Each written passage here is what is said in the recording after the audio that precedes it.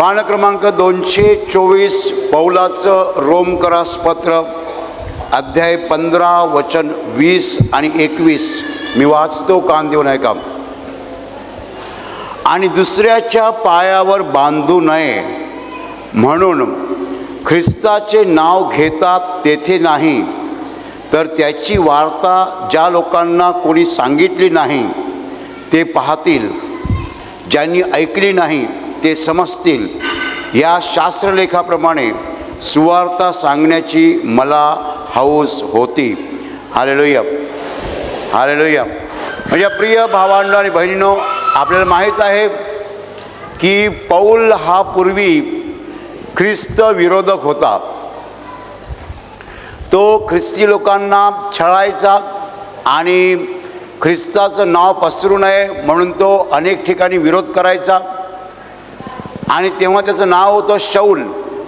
आणि त्याचं परिवर्तन झालं, येशूने त्याला दर्शन दिलं आणि मग त्याने येशूचा स्वीकार केला आणि मग तो येशूचं कार्य करू लागला. अतिशय झंझावाताप्रमाणे त्याने येशूचं कार्य केलं.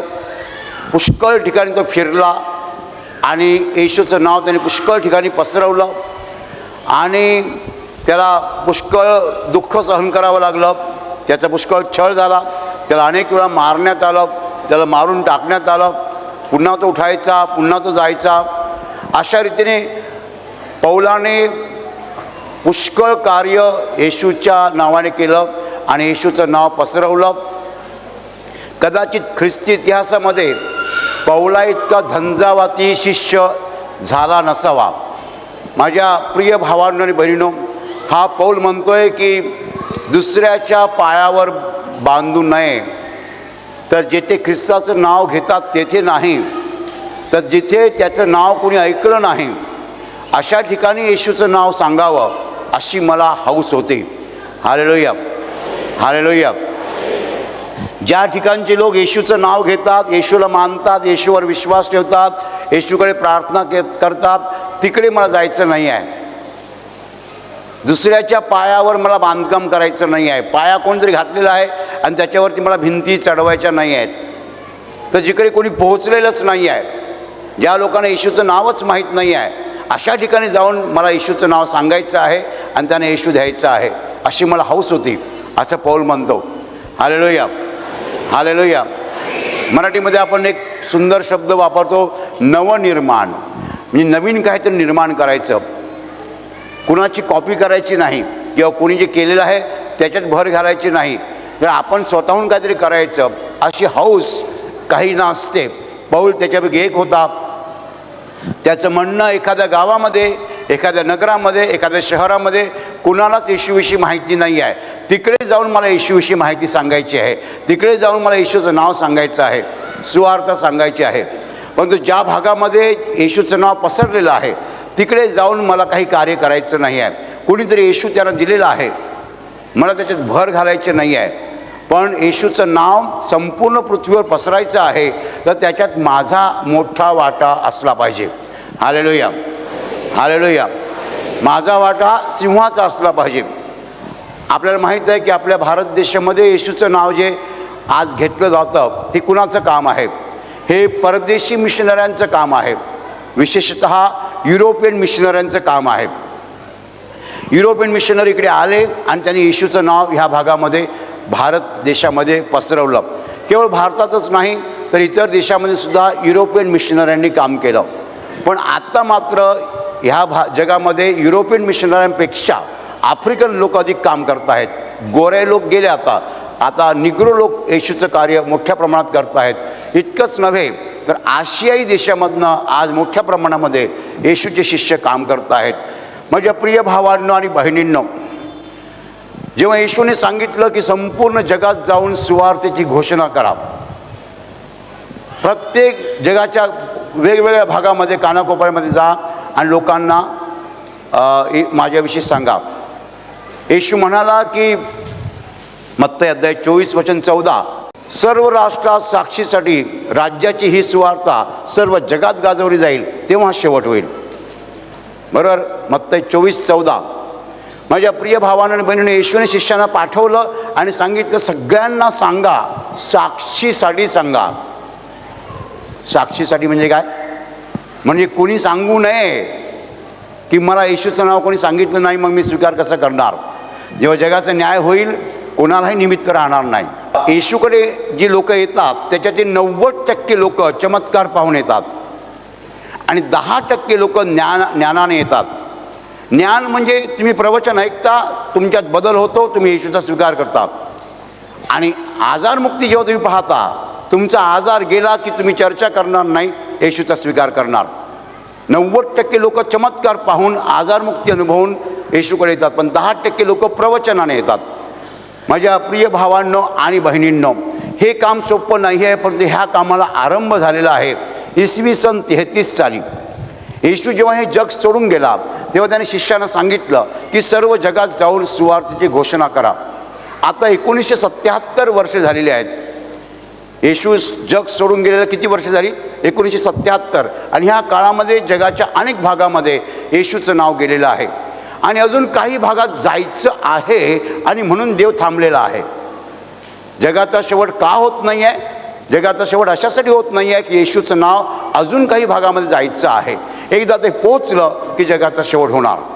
माझ्या प्रिय भावांनो आणि बहिणींनो, येशूचं वचन असं आहे ना की साक्षीसाठी सर्व राष्ट्रास राज्याची ही सुवार्ता गाजवली जाईल, तेव्हा शेवट होईल.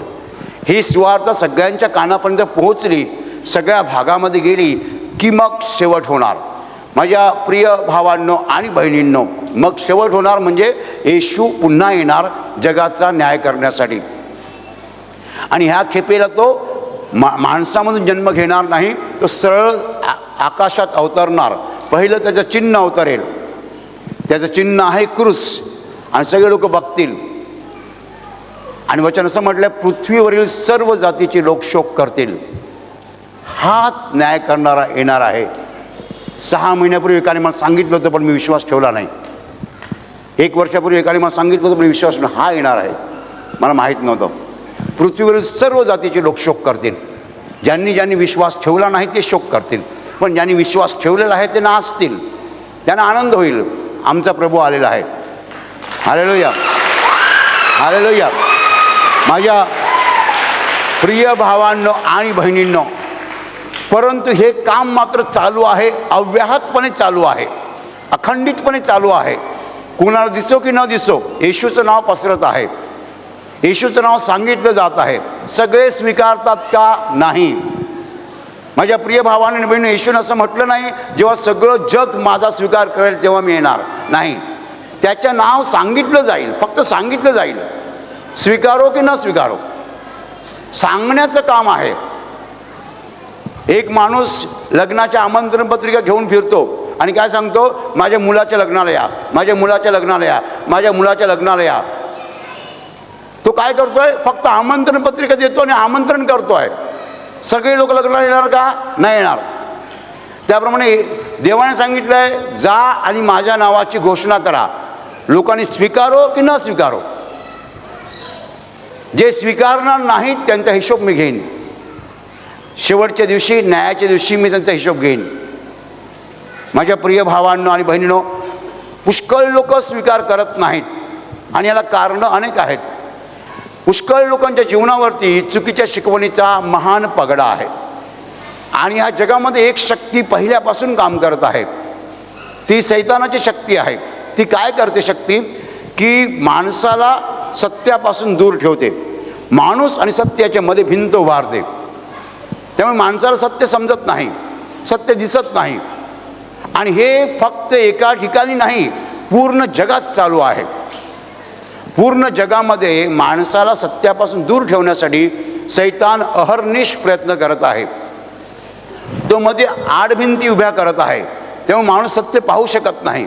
माझ्या प्रिय भावांनो आणि बहिणींनो, जसजसा काळ पुढे जात आहे, जसजसा काळ पुढे जात आहे तसतशी माणसाची मनं कठीण होत आहेत. आणि माणूस देवाच्या बाबतीमध्ये तर अतिशय कठीण होत आहे. आणि म्हणून वचन आटोपतं घेतलं जात आहे. प्रभू वचन आटोपतं घेतो आहे. प्रभू म्हणतोय की लवकरात लवकर मला हे वचन आटोपतं घ्यायचं आहे आणि मला जगाचा न्याय करायचा आहे. हालेलुया. आता येशूचं नाव, ख्रिस्ताचं नाव म्हणजे नीट समजून घेतलं पाहिजे. काही लोक म्हणतील आम्हाला ख्रिस्ताचं नाव तर माहीत होतं, कारण ख्रिस्ताचं नाव म्हणजे नक्की सुवार्ता नाही. सुवार्ता आणि ख्रिस्ताचं नाव यात फरक आहे. त्याला काय म्हणायचं आहे, ख्रिस्ताचं नाव घेतात ते नाही, म्हणजे ज्यांना सुवार्ता माहीत आहे अशा लोकांना नाही. तुम्हाला फक्त येशू ख्रिस्त हे नाव माहीत आहे, पण येशू ख्रिस्त नक्की कोण आहे हे माहीत आहे का? तो जगाचा तारणारा आहे, तो देवाचा पुत्र आहे आणि त्याच्याशिवाय आपण देवाकडे पोहोचू शकत नाही हे माहीत आहे का? त्याने आपल्यासाठी प्राण दिलेला आहे, त्याच्यावर विश्वास ठेवणाऱ्यांना पापांची क्षमा मिळते हे माहीत आहे का? त्याच्यावर विश्वास ठेवणाऱ्यांना आजारमुक्ती मिळते, दुःखमुक्ती मिळते हे माहीत आहे का? ह्याला आम्ही सुवार्ता म्हणतो. येशू ख्रिस्त हे नाव तसं जगातल्या सगळ्या लोकांना माहीत आहे, परंतु येशू ख्रिस्त नक्की कोण आहे, त्याने आमच्यासाठी काय केलेलं आहे आणि त्याच्यावर विश्वास ठेवल्याने आम्हाला काय मिळतं हे म्हणजे सुवार्ता. आणि ही सुवार्ता माझ्या प्रिय भावांना ज्यांना माहीत नाही आहे त्यांना सांगावी अशी माझी इच्छा होती आणि प्रभूने ती इच्छा पूर्ण केली, हौस पूर्ण केली. आज या केंद्रामध्ये येशूची सुवार्ता न ऐकलेले लोक येतात आणि ते ऐकतात, पहिल्यांदा ऐकतात. हालेलुया. माझ्या प्रिय भावांनो आणि बहिणींनो, एखाद्या माणसाला येशू देणं म्हणजे 100 माळ्याची इमारत बांधण्यापेक्षा भारी आहे. हालेलुया. तुम्हाला असं वाटत असेल की 100 माळ्याची इमारत बांधणं कठीण आहे, नाही. 100 माळ्याची इमारत बांधणं सोपी गोष्ट आहे, एका माणसाला येशूकडे आणणं कठीण गोष्ट आहे. का बरं? कारण अंधार आहे, तिकडे प्रकाश यायला पाहिजे. आमच्या अंतःकरणामध्ये अंधार आहे. माझ्या प्रिय भावांनो आणि बहिणींनो, माणसांची मनं अनेक प्रकारच्या चुकीच्या शिकवणीने व्यापलेली आहेत, गच्च भरलेली आहेत. देवाच्या वचनाला जागा नाही आहे. देवाचं वचन असं लाथाडलं जातं, मागे लोटलं जातं, त्याचा स्वीकार होत नाही. म्हणून 100 माळ्याची इमारत उभी करणं सोपी गोष्ट आहे, एका माणसाला येशूकडे आणणं कठीण गोष्ट आहे. ह्याचं कारण काय? चुकीची शिकवण. चुकीची शिकवण ऐकून ऐकून ऐकून ऐकून तेच खरं वाटतं. एक खोटी गोष्ट 100 वेळा सांगितली की माणूस ती खरी मानतो. आणि चुकीची शिकवण जोपर्यंत जात नाही आहे तोपर्यंत आपण येशूचा स्वीकार करू शकत नाही. माझ्या प्रिय भावांनो आणि बहिणींनो, हे काम सोपं नाही आहे. जिकडे ख्रिस्ताचं नाव घेतात तिथे नाही, तर जिकडे घेत नाहीत तिकडे येशूचं नाव सांगणं सोपं नाही आहे. जे लोक येशूचं नाव लोकांना सांगतात ते सुवार्थिक असतात आणि जे लोक येशूकडे आलेल्या लोकांना मार्गदर्शन करतात ते पाळक असतात. जिथे येशूचं नाव घेतात तिथे नाही, तर जिकडे नाव घेत नाहीत त्या लोकांना येशूविषयी सांगावं अशी पौलाला हौस होती. माझ्या प्रिय भावांनो आणि बहिणींनो, जर तुम्ही येशूचा स्वीकार केला तर तुमची स्वर्गातली जागा नक्की होणार, फिक्स होणार, बरोबर.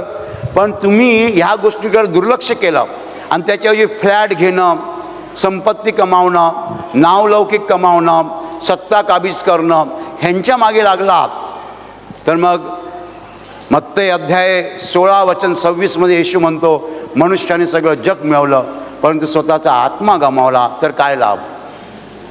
पुष्कळ लोक या गोष्टीकडे दुर्लक्ष करतात. कशाकडे दुर्लक्ष करता तुम्ही? तारणाकडे. तारणाकडे दुर्लक्ष करून मिळवणार काय? मला ऐकायचं नाही, मला त्याच्यात इंटरेस्ट नाही. अरे कशात इंटरेस्ट नाही? मेल्यावर नरकात गेलास तर? ही जमीन, ही माया, ही संपत्ती कुठे जाणार? आम्ही जे सांगतो त्याच्यापेक्षा भारी काहीच नाही जगात. स्वर्गात जायचं की नरकात जायचं एकच बोल. नाही नाही, मला इंटरेस्ट नाही. काय इंटरेस्ट नाही? कशात इंटरेस्ट नाही? सगळं जग मिळवलं आणि मग शेवटी नरकात जायची वेळ आली तर काय फायदा आहे? या जगामध्ये दुसरं कोणतंच काम महत्त्वाचं नाही, एकच काम महत्त्वाचं आहे, तारणाची सुवार्ता लोकांना सांगणं. जेणेकरून त्यांचं तारण होईल, त्यांना पापक्षमा मिळेल अशी सुवार्ता आम्ही सांगत आहोत. तुम्हाला जर पापक्षमा मिळाली नाही तर तुम्ही स्वर्गात जाणार कसे?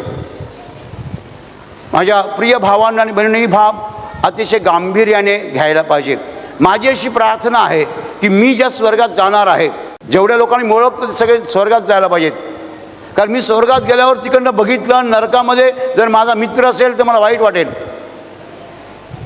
नरकामध्ये अग्नी आहे, माझ्या प्रिय भावांना आणि बहिणींनो, पुष्कळ लोक ह्या गोष्टीकडे दुर्लक्ष करतात. ते आपल्या रोजच्या ऐषारामी जीवनामध्ये मशगूल असतात. त्यांचा मोबाईल त्यांचा जीव असतो, त्यांची कार त्यांचा जीव असतो, त्यांचा फ्लॅट त्यांचा जीव असतो. ह्या सगळ्या गोष्टी केर कचरा आहेत, त्या काही कामाच्या नाही आहेत. तुमचे डोळे बंद झाले तर तुमच्या अंगावरचा शर्ट तोकड्या बाह्याचा आहे की लांब बाह्याचा आहे ते तुम्हाला कळणार नाही. तुमच्या अंगावरच्या शर्टचा रंग पण तुम्हाला कळणार नाही. डोळे मिटले की सगळं संपलं, कोणी काही करू शकणार नाही. माझ्या प्रिय भावांनो आणि बहिणींनो, आपल्या सगळ्यांना ही गोष्ट गांभीर्याने घ्यायला पाहिजे की आपलं तारण व्हायला पाहिजे, आपल्या पापांची क्षमा मिळायला पाहिजे, आपण येशूवर विश्वास ठेवायला पाहिजे. ह्यापेक्षा गांभीर्याने घेण्यासाठी दुसरी कोणतीच गोष्ट नाही आहे. आपण काय गांभीर्याने घेतो? अरे माझा मोबाईल बिघडलेला आहे, अरे मोबाईल बिघडला, अरे काय झालं, 1 तासात रिपेअर झाला पाहिजे, नाही तर माझा प्रॉब्लेम होईल. अरे मोबाईल 1 तासात नाही, मोबाईल 10 दिवस रिपेअर केला नाही तर चालेल. गंभीर काही नाही त्याच्यात, गंभीर काही नाही आहे. आम्ही सगळ्या गोष्टी गंभीर घेतो. घर बांधणं, लग्न करणं आणि मग मुलांची लग्न करणं. माझ्या प्रिय भावांनो आणि बहिणींनो, ज्या गोष्टींना महत्त्व देऊ नये त्या गोष्टींना आम्ही अवास्तव महत्त्व देत आहोत. आणि जी आमच्या जीवनात सगळ्यात महत्त्वाची गोष्ट आहे त्या गोष्टीकडे आम्ही जाणून बुजून कानाडोळा करत आहोत. कळत न कानाडोळा करत आहोत की नकळत पण करत आहोत, समजत पण नाही कधी कधी आम्हाला. माणसाला कळेनासं होतं. माझं भलं काय, माझं कल्याण कशामध्ये आहे हेच मला कळत नाही. तर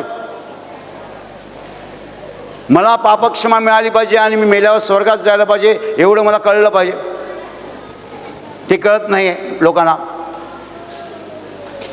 आजार हे निमित्त आहे, संकट हे निमित्त आहे. आजारामुळे तुम्ही देवाचा शोध केला, मी आजारी आहे म्हणून मी इकडे आलेलो आहे, आणि मग प्रवचन ऐकायला लागतं, आणि मग समजतं जगात देव आहे, मग समजतं मला पापांची क्षमा होऊ शकते. माझ्या प्रिय भावांनो आणि बहिणींनो, पौल म्हणतोय मला हौस होती सुवार्ता सांगण्याची, कारण सुवार्तेपेक्षा मोठी गोष्ट कोणतीच नाही आहे.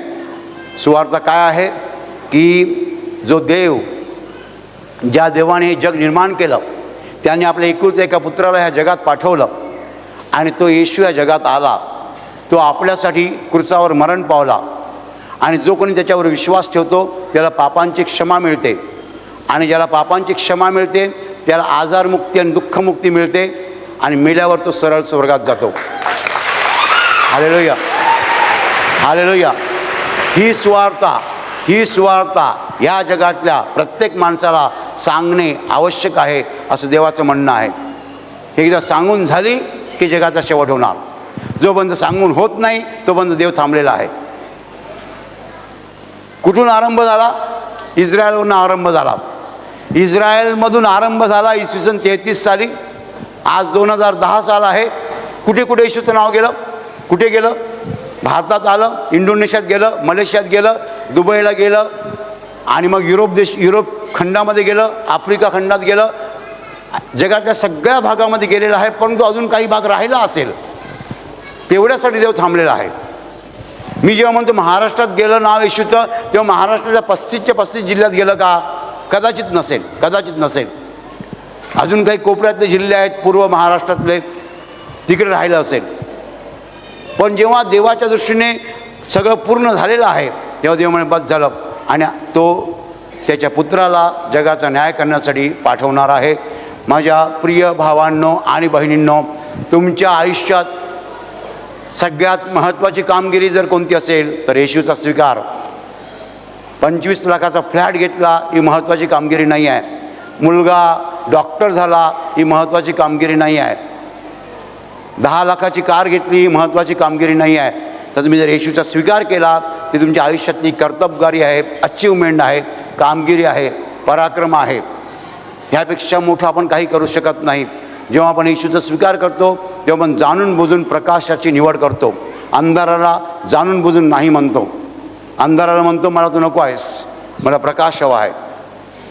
जे पाप मी काल करत होतो ते मला आजपासून करायचं नाही आहे. जे जीवन मी काल जगत होतो आतापासून मला जगायचं नाही तसं मी जाणून बुजून प्रकाशाची निवड करत आहे.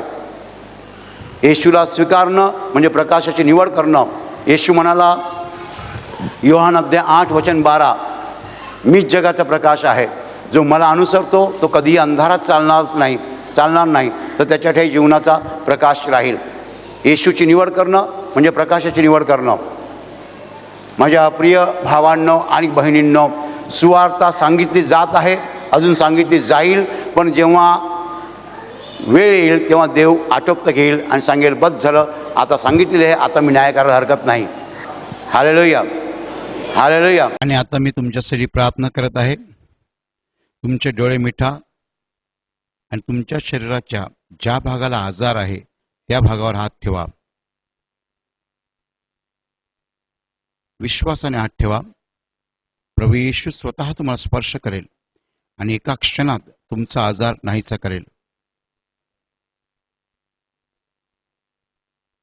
तुमच्या शरीरातील प्रत्येक आजार प्रभू येशूच्या पवित्र नावात नष्ट हो. तुमच्या जीवनातील प्रत्येक दुःख प्रभू येशूच्या पवित्र नावात नष्ट हो. आणि तुमच्यावर आणि तुमच्या कुटुंबावर प्रभू येशूचे महान आशीर्वाद होत.